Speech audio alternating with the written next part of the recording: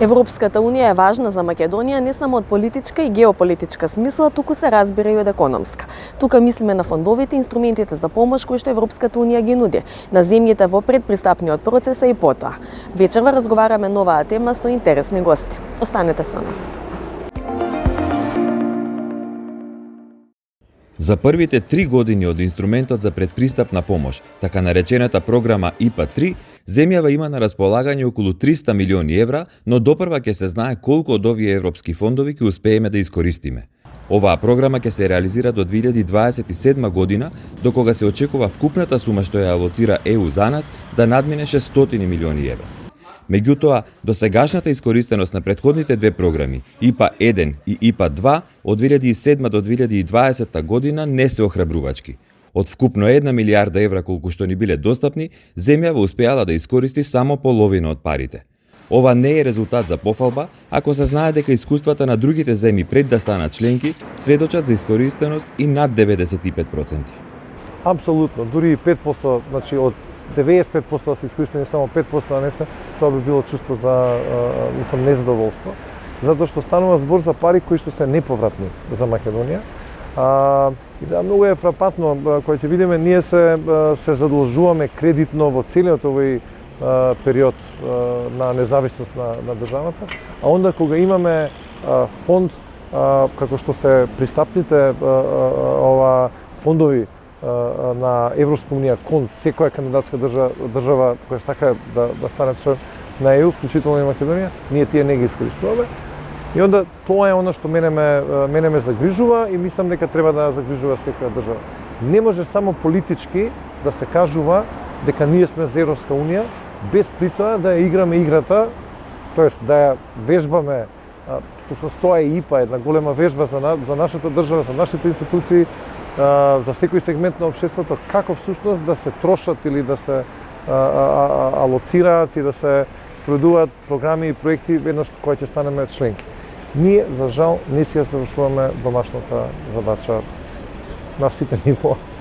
Консултантот Зоран Стојковски објаснува дека причините за слабата искористеност на европските пари се бројни. Можам да кажам дека на вистина капацитетот на локално ниво, капацитетот на ниво на државни институции, па ако сакате и капацитетот на ниво на здруженија или пак компании кои што се најмалце можеби зафатени од колачот на НИПР, за жал е несоодветен и мислам дека тука јас го наоѓам, има да речеме 40% од, например, 80 општини и градот Скопје, кои што имаат капацитет да направат или пак да платат некој да им направи проекти понатаму да го спроведува. Многу слично се однесува за дадени институции.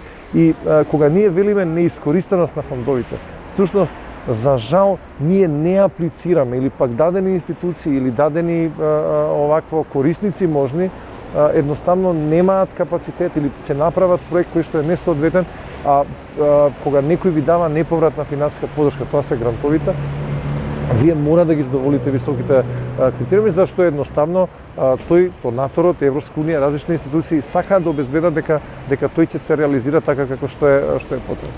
Да речеме, исклучок е, јас тоа велам, ние сме секогаш фокусирани на ИПА, али би сакал да го осветлам делот на мимо ИПА, што е да речеме некаде пакет, еве ако земеме ИПА 1, ИПА 2, отприлика негде од 618 па негде до кај 700 и кустур милиони евра и отприлика и тука се очекувањата и за ИПА 3, 21-27 година.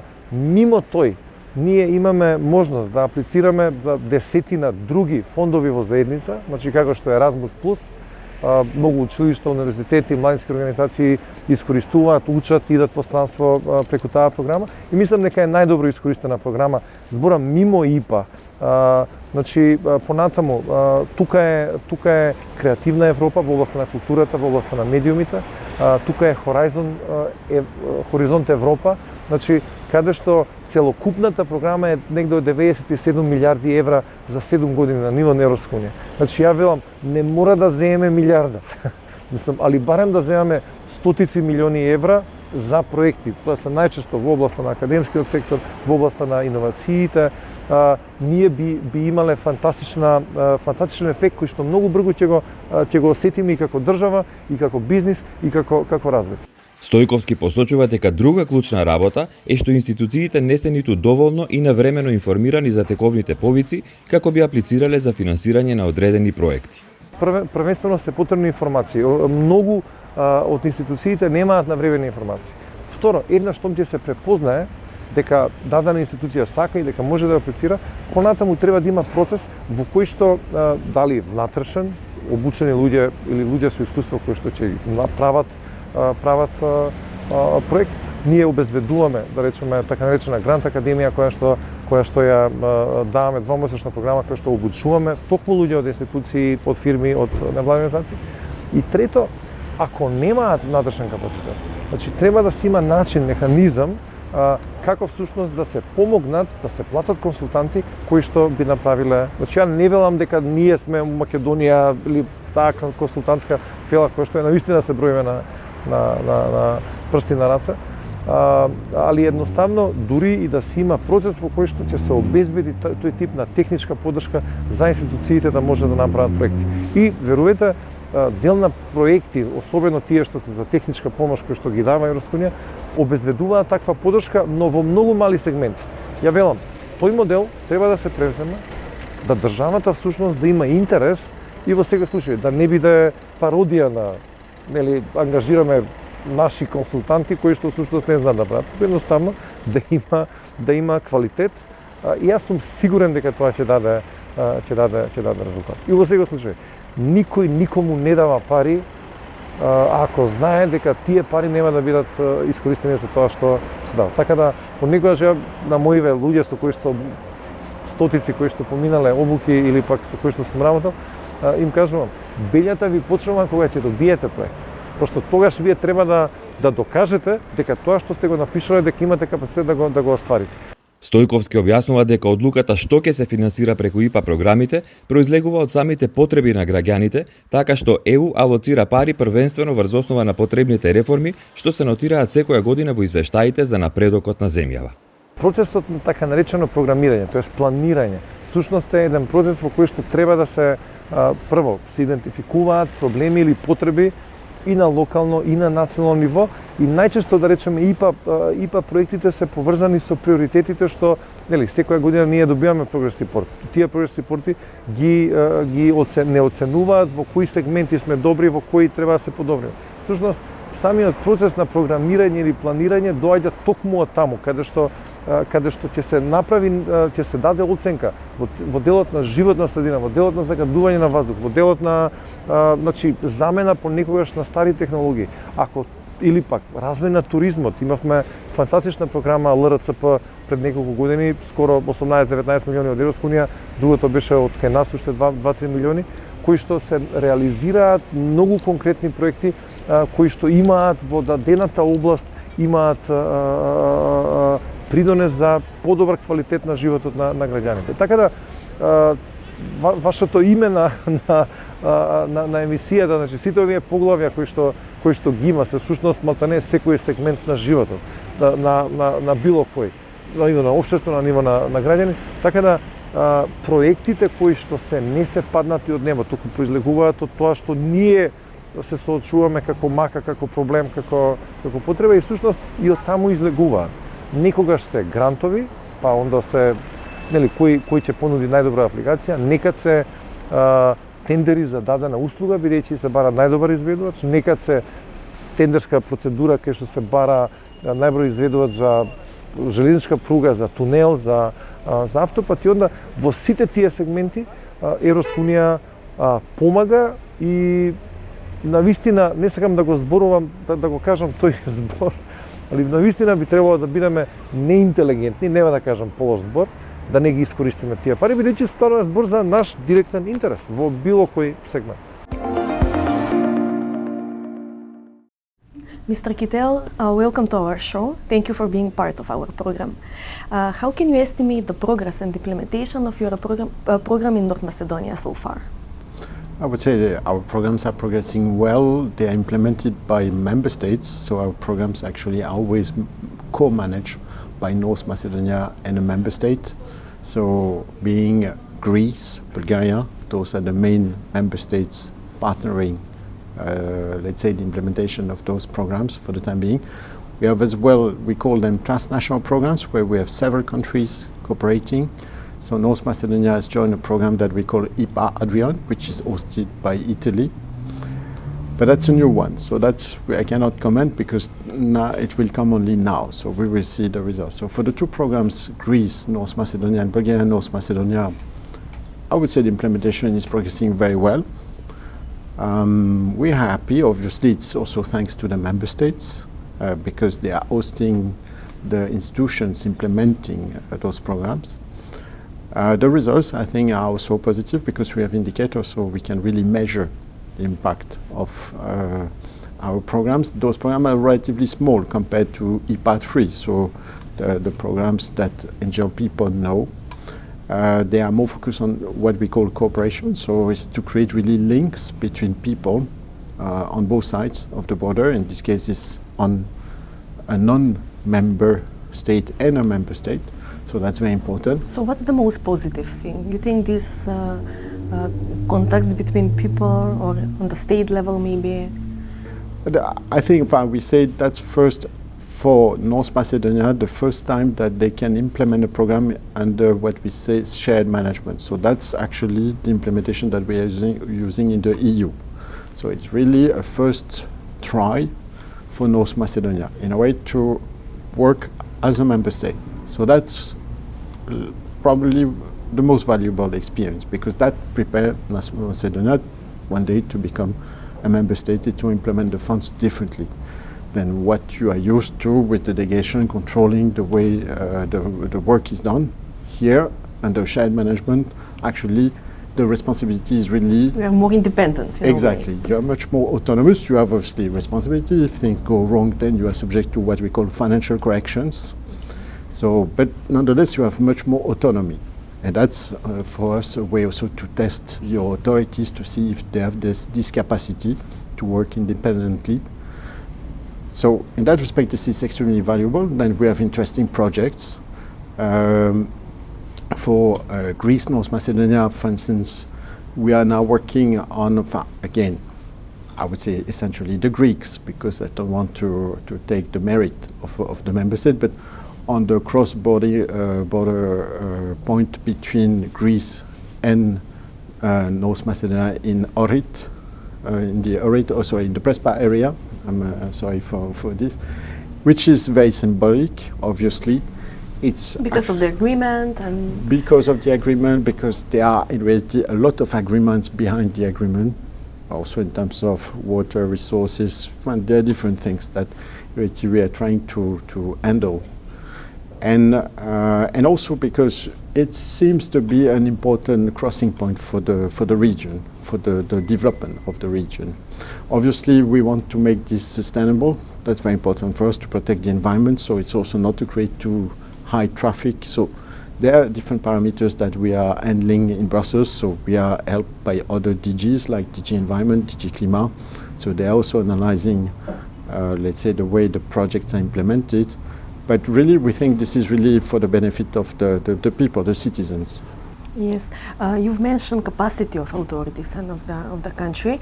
How important is that, and where do you see the biggest challenges of the capacity of the public service here? Maybe you have some recommendations also for our authorities. But it's obviously a challenge, very clearly. It's a challenge for any country acceding, let's say. It was a challenge for Croatia,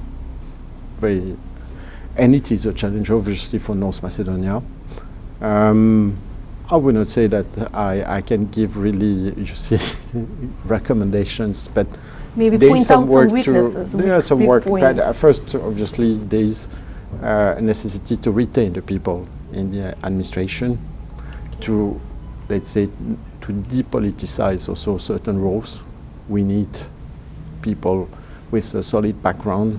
Professionals based selected on their merit. We need to reward them also for the work that they are performing, probably better than it is the case now. But again, this is, we understand perfectly, a domestic decision. But it's part of a bigger reform of the public sector absolutely. in general. But this is certainly essential. I mean, this will pave the way for the accession. I mean, without resources, without people able to support the process, it will be difficult or very long. Yes. For North Macedonia and Albania, now with the opening of accession talks, for North Macedonia, the first phase of opening and the screening process is going on. So, are you supporting this process in a way, and how do you do that? Yeah, of course. I mean, the thing is, this accession process is divided in chapters. So we are in charge of one chapter that we call Chapter 22. And obviously we are supporting all the countries to get prepared for in that context. So we have regular meetings with the different officials and we try to develop together a kind of roadmap on the things to be done. It's a long process, let us be very clear, especially for cohesion policy. We are not talking just about, let's say, improving a few structures. We need also a real involvement of the banking sector. We need also the involvement of the university. So, I mean, there is really an ecosystem that we need to create. It takes a certain amount of time. But that's something I would say normal. There's no reason to be afraid.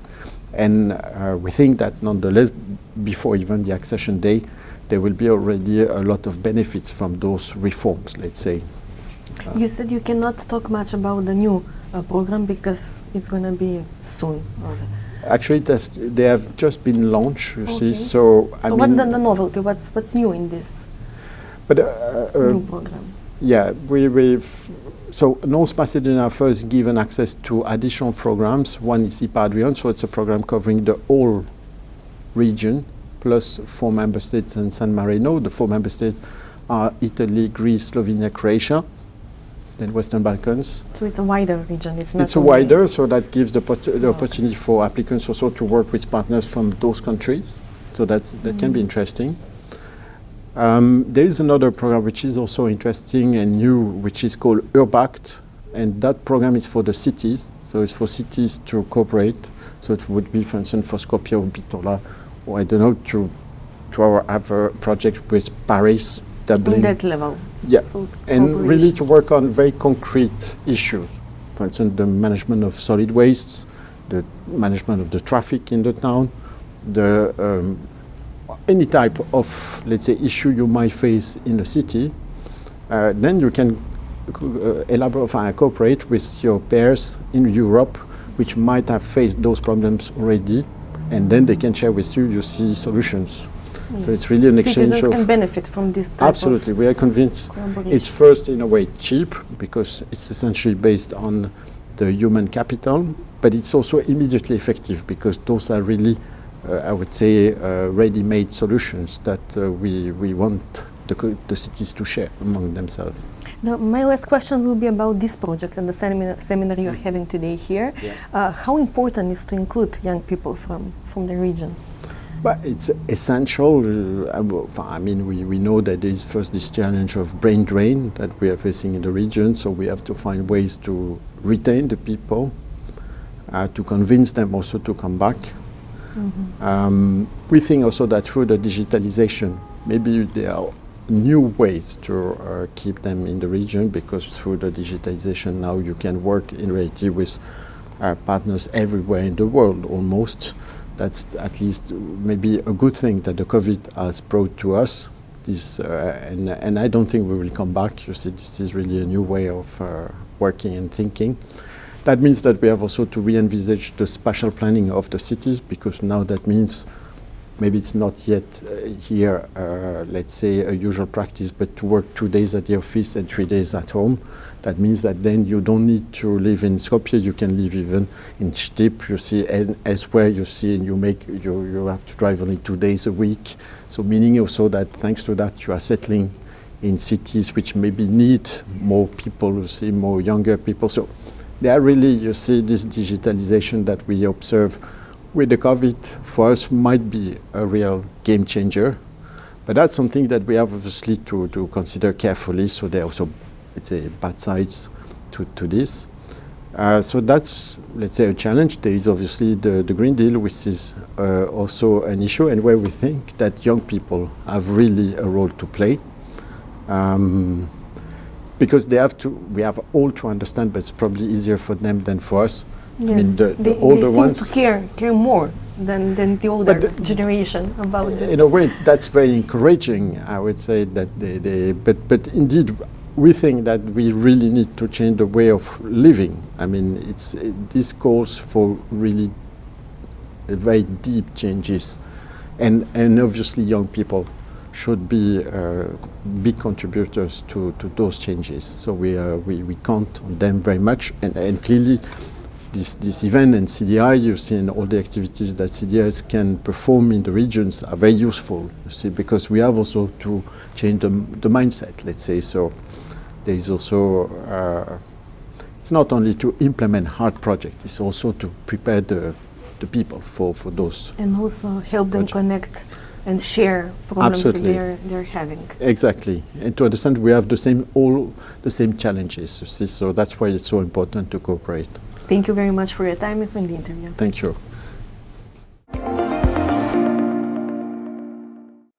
Повеќе предлог измени на правилата за политичко рекламирање, за да се овозможи потранспарентни и отпорни на странско мешање избори во ЕУ, усвои Комитетот за внатрешен пазар и заштита на потрошувачи при Европскиот парламент. Предлог измените за модернизација и зајакнување на правилата за давање платени услуги за политичко рекламирање треба да овозможат повеќе информации достапни за граѓаните, властите и новинарите, потоа забрана за провајдерите на онлайн рекламирање да вршат микротаргетирање, како и воведување дополнителни санкции за прекршување и пократки рокови за истражување на наводни прекршувања. Во сериозни или систематски случаи, Европскиот одбор за заштита на лични податоци би требало да има можност да побара од големите онлайн платформи, оние со повеќе од 45 милиони корисници во ЕУ, да суспендираат до 15 дена испорака на таргетирани реклами, обезбедени од одредени клиенти. Со предлог измените кои ги усвои Комитетот за внатрешен пазар и заштита на потрошувачи, се планира и воспоставување на Европски депозитар за политички реклами, во кој мора да бидат депонирани сите објавени политички реклами, а се предлага и да им се забрани на субјектите кои не се лоцирани во ЕУ да можат да плаќаат за политичко рекламирање во Унијата. Процедурата за целосно одобрување на предлог регулативата продолжува на пленарна седница на Европскиот парламент, пошто следуваат преговори помеѓу Европскиот совет и парламент. Правилата на ЕУ со кои се воспоставува специјален регулиран воздушен простор за беспилотни летала и можност операторите да даваат поширок опсег на услуги, стапија на сила минатата недела, соопшти генералниот директорат за мобилност и транспорт при Европската комисија. Со регулираниот воздушен простор за беспилотни летала се создаваат услови и дроновите и воздухопловите со екипаж да работат безбедно, односно голем број нивни активности да се одвиваат истовремено. Новите правила ќе овозможат дополнителен развој на пазарот и услугите на беспилотните летала, ќе се од корист за извршување на посложени активности на подолги растојанија, особено во воздушен простор на ниско ниво и со многу летала, и кога се надвор од видното поле на далечинскиот пилот. Активностите може да опфатат клучни услуги како на пример транспортот на медицински примероци, помош при итни случаи, но исто така и инспекција на оддалечена инфраструктура. Земјите членки на ЕУ во периодот што следи треба да го утврдат својот регулиран воздушен простор за беспилотни летала и давателите на услуги, како и да работат на размена на информации и стандарди за навигација. 26% од европјаните на возраст од 16 до 74 години се изјасниле дека во 2022 година посетувале онлайн курс или користеле онлайн материјали за учење, што представува намалување за 2% поени во однос на 2021, покажува анкетата спроведена од страна на Статистичкото биро на ЕУ, Евростат. Имено уделот на лица кои следеле онлайн курс или користеле онлайн материјали за учење е намален во сите земји членки на ЕУ, освен во 4, и тоа Финска, Хрватска, Чешка и Италија. Разгледано по земји членки на ЕУ во 2022 година, Финска има највисоко учество, и тоа од 50% на лица на возраст од 16 до 74 години, кои завршиле онлайн курс или користеле онлайн материјали за учење, а следуваат Шпанија со 42% и Шведска и Холандија со по 40%. На другата страна на скалата, најмал удел на граѓани кои биле вклучени во онлайн образование е регистриран во Романија, и тоа само 8%, и Бугарија 11%. Научниците од заедничкиот истражувачки центар на Европската комисија, лоциран во италијанскиот град Испра, спроведува истражување надвор од своите лаборатории, тоест на улица, за идни решенија за мобилност. Тестираа самоуправувачки робот на една италијанска стартап компанија, како испорачува стоки на персоналот на центарот во текот на работниот ден. Вклучувањето на персоналот во овие експерименти и нивното искуство како крајни корисници било од суштинско значење за да се разберат општествените влијанија на овој тип технологии, но исто така важно и за формулирањето идни политики во областа на паметните градови. Овој пилот проект е дел од иницијатива новите технологии да се тестираат меѓу персоналот во заедничкиот истражувачки центар на Европската комисија. Инаку самоуправувачкиот робот има 2 тркала и намената му е да врши испорака во сегментот последен километар. Може да носи храна и стоки во рекордно време за мал трошок, оптимизиране за најсложени урбани средини и создава нула емисии штетни гасови. Целосно безбедно пренесува максимум до 20 кг товар. Пристапот, односно отворањето на просторот за складирање е строго контролиран од систем за препознавање на лица. Батериите на роботот му овозможуваат 40 км автономност со максимална брзина од 20 км на час. Платформата за управување со роботот дава постојана контрола над него за време на испораката. Иновативното решение се користи на неколку аеродроми, потоа за поштенски услуги, на отворено, но и внатре во објекти.